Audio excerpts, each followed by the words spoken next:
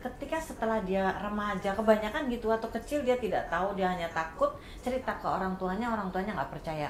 Dia akan berpendapat bahwa kekerasan itu akan menyelesaikan masalah. Itu ya. sangat ya, apalagi kalau anak dari kecil sudah dibolehkan oleh orang tuanya pegang handphone. Sebagai orang tua sebaiknya memang didekati anak ini,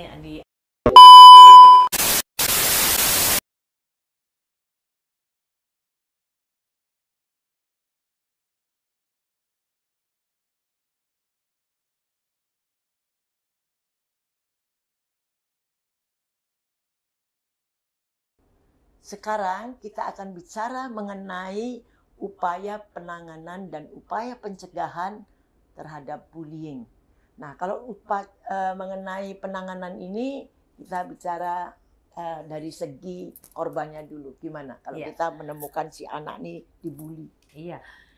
Nomor satu, menemukannya saja sudah sesuatu yang tidak mudah ya, dokter. Kenapa? Karena apalagi kalau anak itu masih mengalaminya saat balita atau seusia SD, untuk mengungkapkan apa yang dialami itu sangat sulit. Kenapa?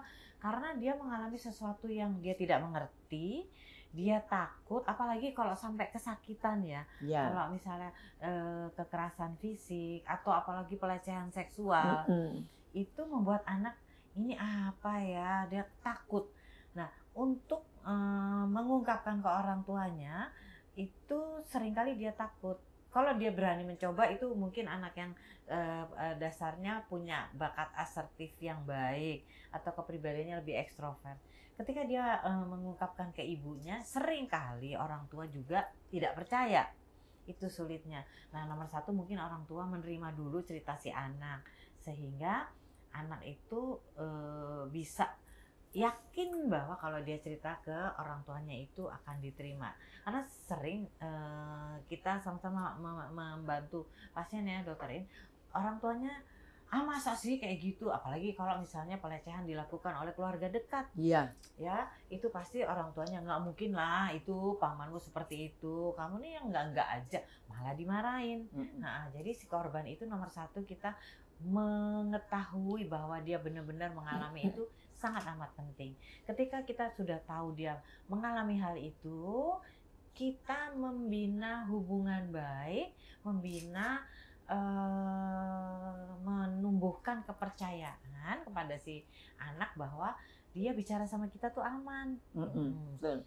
Kalau ini anak kecil, misalnya balita atau dia usia SD, mungkin dia belum bisa mengungkapkan secara verbal.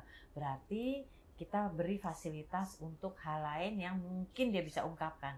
Jadi misalnya dengan menggambar, dengan bercerita, ceritanya bisa dengan main ya, disediakan mainan misalnya, seperti itu.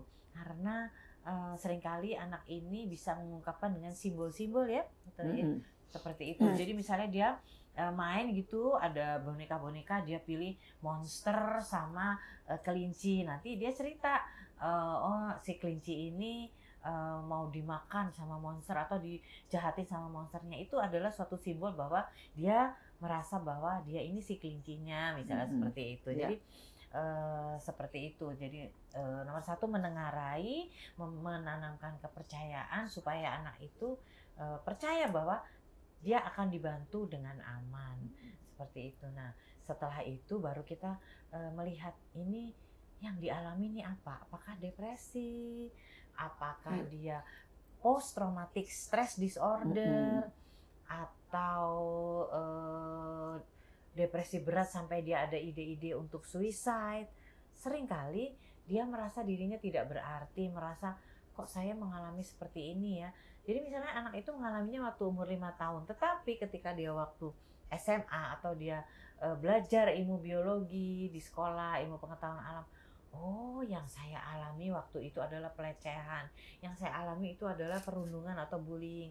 Betapa saya ini sangat tidak baik nasibnya, sangat sial, atau saya ini anak yang nggak beruntung, jadi mendingan saya nggak usah ada deh di dunia ini. Jadi dia mengalami depresi berat dan ingin meniadakan atau udah lebih baik saya mati aja deh, seperti itu. Itu kalau depresi. Jadi banyak hal yang seperti itu Dokter In Ya. yang kita harus sangat waspadai pada anak-anak yang menjadi korban. Ya.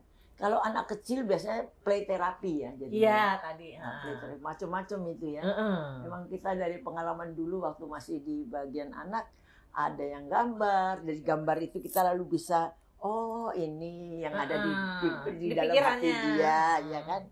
Lucu sekali memang anak-anak. Jadi atau dia bermain tadi dengan simbol-simbol ya. Seperti itu. Betul. Jadi yang penting itu adalah membina suatu kepercayaan atau trust ya antara si ibu dan si anak, atau di sini juga sama terapisnya, sehingga anak itu merasa aman untuk bercerita ya, sehingga dari situ lalu kita bisa melihat ya apa yang sebenarnya terjadi pada anak ini. Jadi nanti kalau anaknya sudah lebih besar, misalnya sudah SD kelas 5, kelas 6, dia bisa cerita ya. Iya, kalau masih kecil sulit. Tapi biasanya yang sering datang ke kita kan saat dia sudah besar, dia remaja, dan itu baru menyadari bahwa oh yang saya alami dulu itu ternyata pelecehan ya. Iya, betul. Jadi seringkali begitu. Lalu baru dia merasa kok saya kok kotor, kok saya kok nggak berguna. Betul. Ya, kalau dia merasa kotor, dia seringkali ada yang mengalami gangguan obsesif kompulsif Dokter. Jadi dia mandi berjam-jam. Kalau nggak cuci tangan, cuci tangan terus wudu berulang-ulang. Kok kayaknya masih kotor ya? Wudu lagi baru 5 menit. Seperti itu. Ya itu nanti juga kita akan bahas tuh nanti di topik-topik selanjutnya ya. Obsesi kompulsi itu ya. Jadi merasa ada yang harus dibersihkan terus gitu kan. Jadi kalau kita sudah bisa meminta anak itu cerita apa yang terjadi, kita tentu harus mengatakan bahwa ini bukan kesalahan dia. Iya. Jadi dia jangan merasa dianya yang bersalah, ya kan? Iya. Nah, dia harus tahu bahwa itu bukan kesalahan dia. Karena seringkali memang dia menyalahkan diri sendiri. Betul. Kenapa saya mengalami ini? Mungkin saya bodoh, mungkin saya tidak waspada gitu. Ya, jadi itu makanya paling penting itu. Nah, nanti kalau memang sulit untuk kita itu mengatasi, ya kita mesti lapor ke sekolah.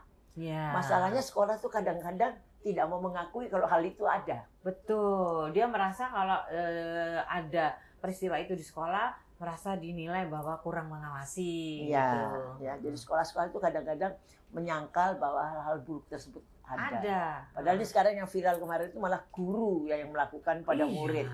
Aduh, gurunya lupa bahwa dia di sekolah itu bukan hanya mengajar, tetapi mendidik. Ya, mendidik anak itu tidak mudah menjadikan orang menjadi pribadi yang seperti apa, apalagi guru SD, Dokter. Iya. Makanya saya pikir ya, ini ide saya aja.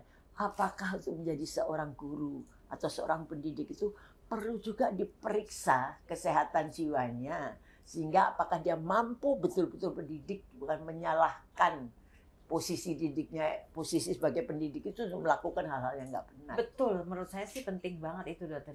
Seperti juga menjadi seorang dokter, seorang pendidik itu juga harus punya kepribadian yang tertentu, punya jiwa menolong, punya jiwa berempati, punya jiwa ingin membantu. Jadi kalau maksudnya itu jadi pendidik itu lain dari hal yang itu, sebaiknya nggak usah jadi pendidik. Iya, kasihan muridnya. Muridnya kasihan kan, kita lihat tuh korbannya sampai seperti apa gitu ya. Dan kalau kita boleh usul sebetulnya sekolah itu bisa membantu mencegah terjadinya bullying kalau misalnya dia pasang CCTV ya, terutama di toilet.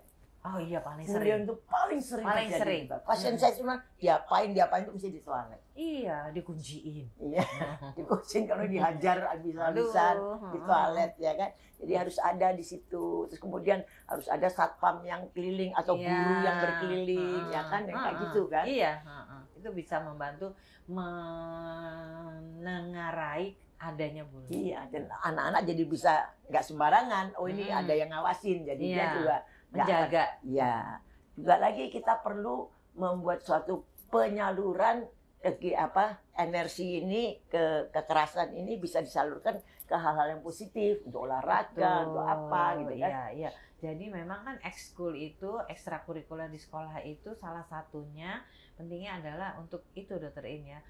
Pada anak-anak remaja ya, SMP SMA kan perlu ada ekskul karena memang kan kehidupan kita harus seimbang ya, bukan hanya belajar tetapi juga ada istirahatnya, ada rekreasinya. Nah, kalau anak yang tadi suka menyakiti, dalam arti dia memang sudah ada bakat, lalu ada kesempatan untuk itu, tapi kalau dia misalnya dikasih kesempatan untuk olahraga, misalnya apa? Boxing, Muay Thai, atau hal-hal lain yang olahraga tetapi yang bisa menyalurkan agresivitas dia. Ya, secara benar ya.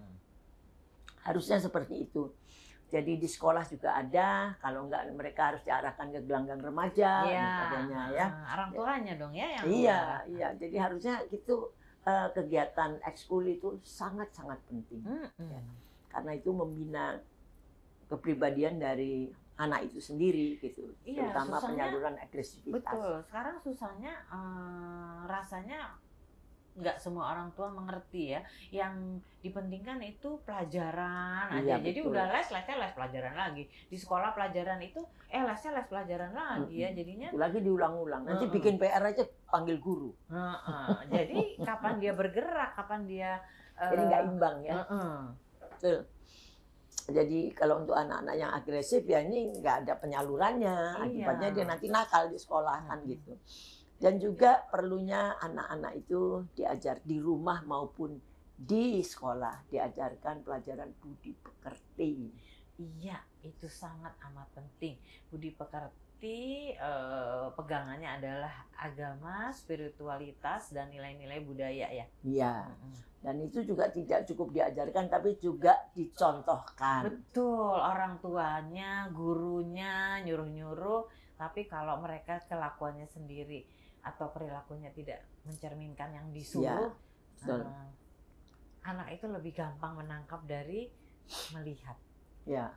Jadi role model sebagai orang tua, sebagai guru itu sangat penting berperan sebagai role model. Ya, itu suka tidak disadari. Iya, karena itu fungsi pendidik ya di situ kan. Iya. Jadi itu yang kadang-kadang lupa ya untuk dilaksanakan. Kamu harus sholat loh, kamu harus sholat. Tapi nggak sholat. Tapi ibunya nggak sholat.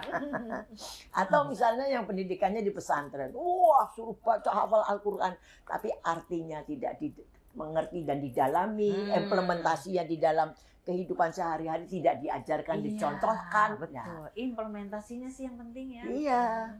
Jadinya implementasinya itu jadi terus ya buat apa? Dia cuma hafal aja, tapi di dalam kelakuannya. Nah, tidak mencerminkan itu.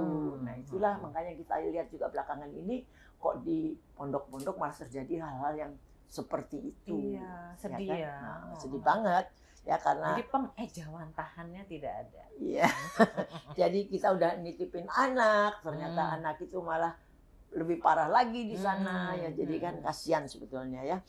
Dan juga ada bagusnya juga kalau sekolah itu kadang-kadang mengundang tokoh-tokoh masyarakat, apakah polisi, apakah kemudian ya ustadz atau orang yang terkenal untuk berbicara. Iya, profesional, ya kan? Kesehatan dong. Ya. Psikolog, psikiater. Psikiaternya lupa ya, psikiater suruh bicara.